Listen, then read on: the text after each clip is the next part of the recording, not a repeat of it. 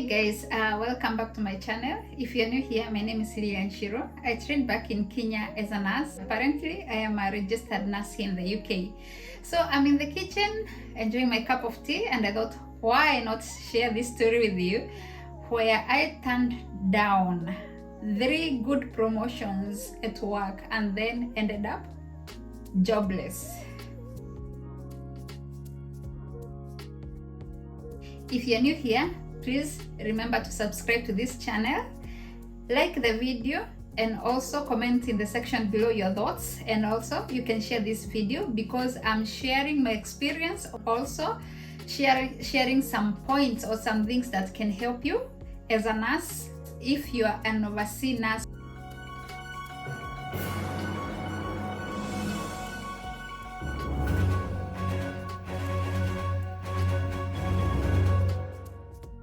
Welcome to the episode 3 of Gutted Abroad UK.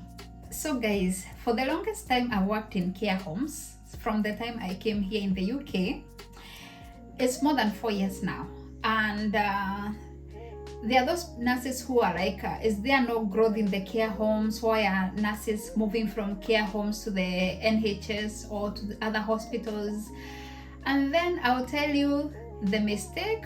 Not really the mistake. I'll tell you what really happened. If you've been following my channel lately, you already know what has been happening to me.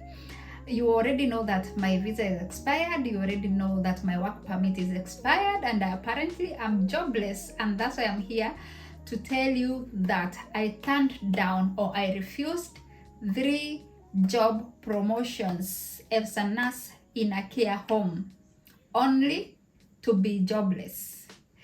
So guys, when I came here, initially I came alone. I didn't come with my daughter here, so she was still back home, and at some point I was to get her to join me here in the UK.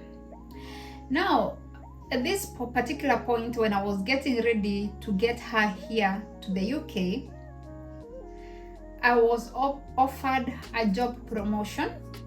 If you're working in a care home, you might understand what I'm talking about, because nurses usually have opportunities to grow in a care home, and this mostly it's in leadership.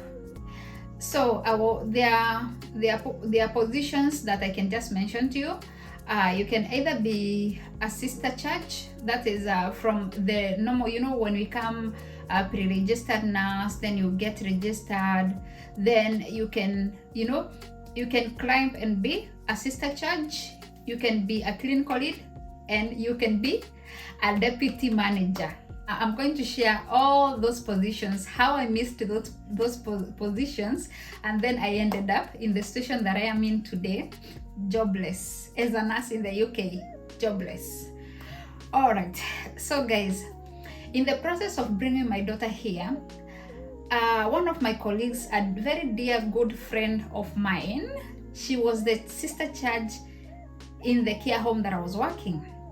And so she had gotten a job offer somewhere else, a better job offer, and she moved.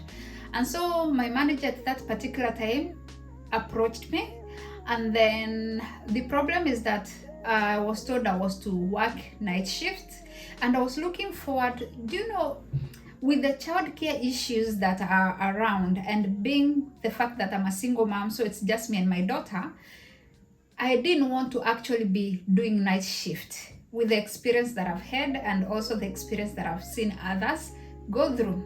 So I didn't want to work night shift, guys. Yeah. So yeah, that's me. So because my daughter was coming, and this position has been offered, but then it was involving to work night shift, so I refused that offer. But of course, when you don't want to take an offer, you usually don't say yes or no. Yeah, you might say something else. Anyway, the point is, I didn't take that promotion, that job offer, because I knew I was to work night shift, and I wasn't ready to bring my daughter here and then start working night shift, whereas she doesn't have someone to sleep with in the house. Yeah, so that's my first time, the first job promotion that I refused. Okay, let's come to the second job promotion that I refused. So as time went by, and as my my first contract ended. Do you know, when you're working in a care home and you're a good nurse, or your work is good and stuff like that, and people can see the goodness in you, they can see that there's something that they can get from you as a leader. So of course I had worked as a senior nurse for some period of time, and then I said it was time for me to leave. But this also, the reason as to why I was leaving, there were other underlying causes, there were other underlying reasons as to why I wanted to leave, like personal health wise. I felt I was drained, like I was really drained. Yeah, in care homes you may hear people saying they are drained. Yes, I was drained, but that's not just the reason as to why I was being drained. I was dealing with childcare issues, so they didn't stop just when I wanted, like I don't want to work night shift because of childcare issues. Then my daughter is here now, I'm starting having childcare issues. So I was having issues with childcare, and I was thinking, what should I do? Like it had drained me, like mentally, if I may say. I was feeling sick all the time. And then, you know, job in care homes, go watch the video that I said about nursing in care homes. Like as a nurse, you undertake so many things at the same time, and I was feeling it's like having to deal with childcare stress and also having to deal with so much at work. It was really draining me, and it was time for me to change. So at this particular point, when I approached my manager at that moment, and I told the manager that I wanted to leave, and I had already resigned because health-wise, as I've already said, I wasn't feeling well. I was offered another position. Now the position that I was being offered, it was a clinical lead. Yeah, a clinical lead in a care home. It's where you oversee, like overall, like clinically, that everything goes according to plan. Yeah, according to, be it like the medical, be it infection control, be it documentation, like everything, you know, everything clinically, anything that is connected clinically has to be perfect, and you're the one to overlook all those things. So that means you'll be having to like forego your off days, and you are paid for an extra day to be at work. If it's to complete the documentation, you will do that. Yeah, and also at times you can even do some trainings or things like that. So yeah, I was offered that position, and I felt where I was being mentally drained and being fatigued and feeling, no, I needed to guard my health. Of course, I didn't take that job offer. Yeah, so that's the second time. And I didn't mention, as a sister charge, you're like, again, you overlook what is being done by your junior nurses, and in the department overall, the unit that you are in. So you overlook all that documentation, of course, and everything that is done. So anyway, sister charge, deputy manager, clinical lead, and the manager, they work together. So they work together. The manager can delegate to the others, and they can overlook what is supposed to be done, and then, you know, share the information with the manager. So what happened is that, again, I didn't take that job offer. And then I came out of care home. I was still working in care home, but not the same care home. I became an agency nurse.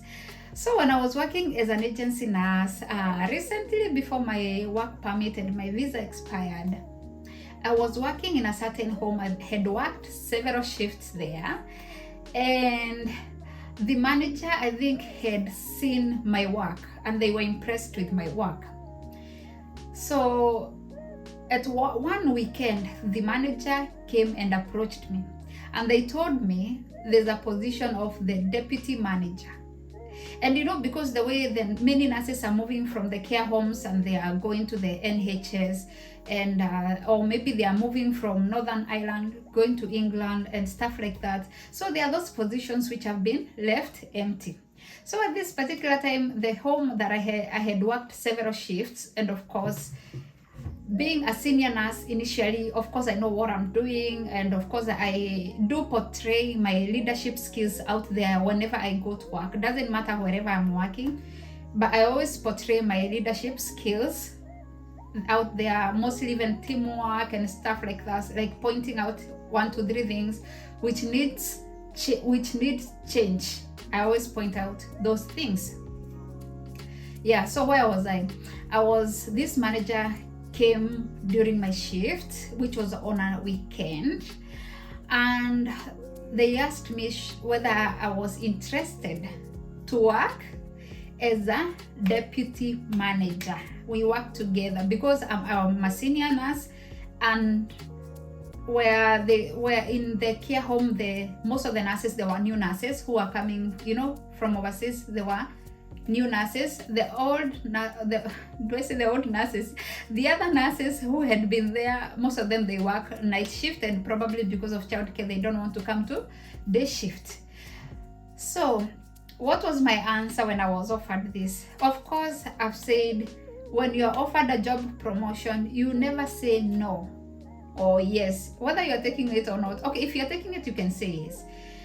But then I didn't really say no to this job offer.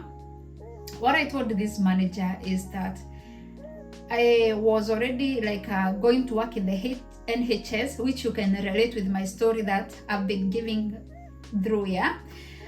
And I was waiting to start, and the only thing that I was waiting for was for a start date. Now guys, you can imagine, deputy manager is a good position.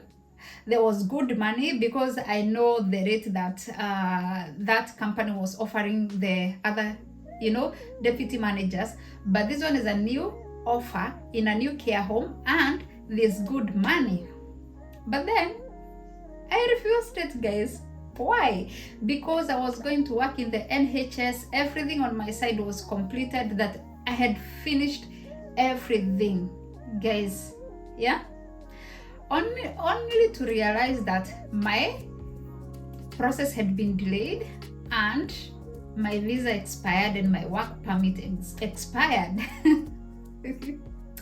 So when this happened, I was like, what if I had taken this deputy manager